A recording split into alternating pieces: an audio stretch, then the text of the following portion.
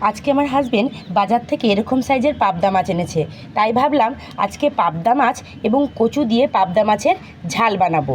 তার জন্য কচুগুলোকে ঠিক আমরা এরকম সাইজ করে লম্বা লম্বা করে কেটে নিয়েছি। কচু দিয়ে পাবদা মাছের ঝাল বানানোর জন্য প্রথমেই আমরা এটাকে নুন এবং হলুদ মাখিয়ে রেখে দেবো। কড়াইয়ে তেল গরম করে একে একে পাবদা মাছগুলোকে আমরা তেলের মধ্যে ছেড়ে দেবো। মাছগুলো আমরা একে একে এরকম ওলটপালট করে ভেজে নেব।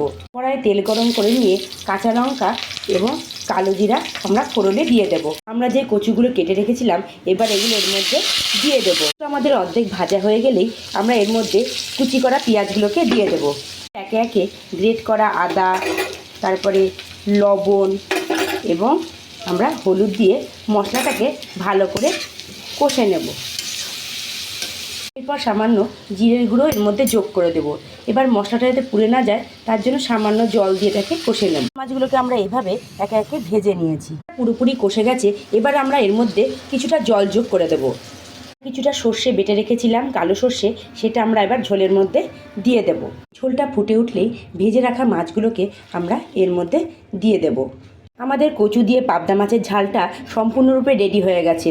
দুটো কাঁচা লঙ্কা ছড়িয়ে এটাকে নামিয়ে নিন। এই পাবদা মাছের ঝাল খেতে খুবই ভালো হয়। আপনারাও চটপট বানিয়ে ফেলুন এই পাবদা মাছের ঝাল।